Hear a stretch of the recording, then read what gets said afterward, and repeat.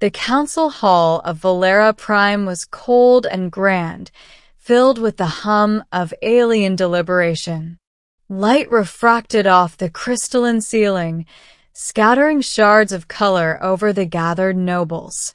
In the center, Princess Lyri sat in her hover chair, her eyes covered by a delicate silver visor. She had been born blind, and rumors whispered that she was weak, incapable of ruling, and certainly incapable of surviving outside her protective bubble. One by one, alien nobles whispered dismissive remarks. "She cannot see the dangers," said one. "She will fail," murmured another.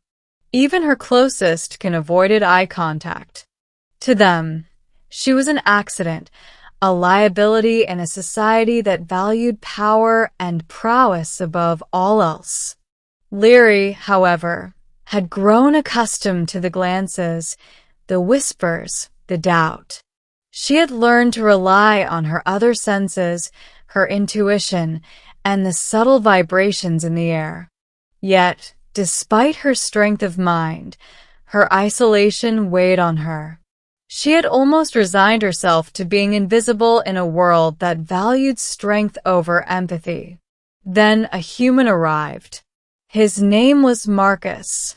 A tall figure with calm eyes and an even steadier presence, he had been dispatched by the Galactic Union to observe Valera Prime. Unlike the aliens around her, he did not treat Lyri as fragile or limited.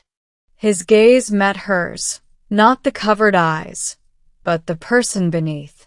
"I can help her," he said simply, standing before the council. "She deserves a chance." The council erupted in scoffs. "A human? You dare interfere in the affairs of Valera Prime?" One elder snapped, antennae twitching with indignation. Marcus ignored them. He approached Lyri slowly, crouching to bring himself to her level. "Princess Lyri, may I assist you?" She hesitated, and used to anyone addressing her without pity or fear. Something in the human's calm confidence made her trust him instinctively. "Yes," she whispered. The first challenge was simple yet daunting: navigation. Lyri's palace was a maze of corridors, stairs that hovered and shifted, and halls lined with reflective panels that distorted sound. No alien aid could guide her successfully, but Marcus began with patience. "Place your hand here," he instructed, guiding her to a smooth rail along the wall. "Listen to the hum of the energy fields. They'll tell you which path is safe." Lyri obeyed, letting the vibrations and subtle hums shape her movements. Within moments, she was walking without the chair, her steps confident. A few council members watched in stunned silence. Others whispered indignantly about human interference. Next came diplomacy. A neighboring alien race had issued a subtle threat, testing Valera Prime's weakness. Lyri was expected to remain in her quarters, hidden and untouched, while her advisors negotiated. Marcus, however, insisted she participate. "She may not see," he said, "but she can listen. She can feel the tension, the rhythm of their words. She can understand more than anyone expects." Reluctantly, Lyri followed. The room was tense as she entered. Her senses, heightened from years of relying on them, allowed her to detect microexpressions and tiny shifts in tone that others missed. Marcus guided her subtly, whispering cues and reminding her of strategies, but it was Lyri who spoke first. "You threaten us with war," she said, her voice steady.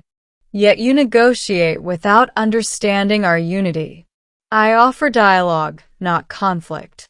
The alien emissaries paused, taken aback. The precision in her speech, the confidence behind her words.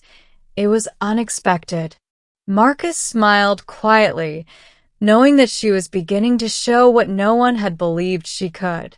In the weeks that followed, Marcus trained Leary in both strategy and survival. He taught her to navigate open terrain, to sense danger, and even to wield energy-based weapons. Every step was a revelation for her. She could move, react, and influence events just as any sighted ruler could, perhaps even better, because she relied not on sight but on perception in all its forms. The final test came when a rival faction attempted to infiltrate the royal palace under the cover of night. Leary's guardians panicked, unsure how to react without sighted command. Marcus led her to the strategic command center, where she could hear the faintest vibrations from the courtyard.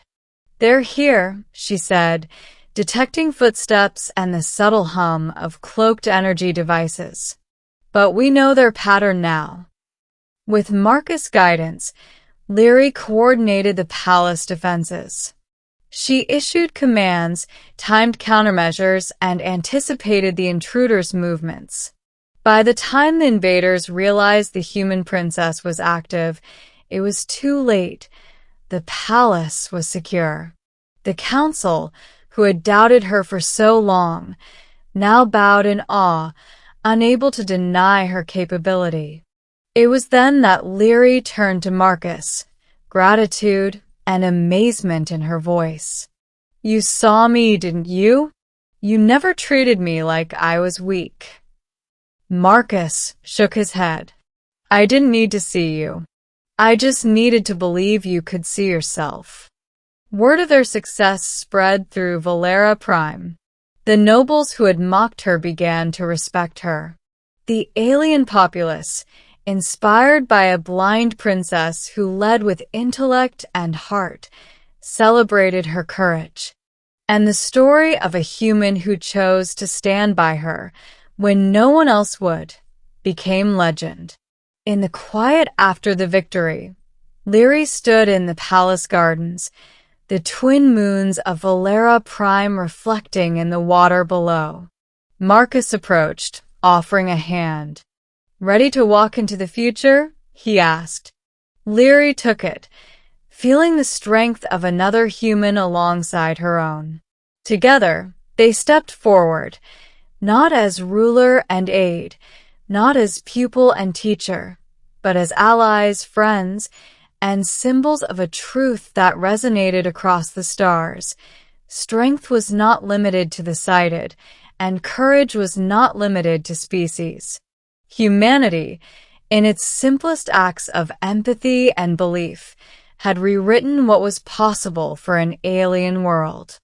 And for the first time, Leary felt truly seen, not by sight, but by someone who recognized her worth when no one else would. The galaxy would remember.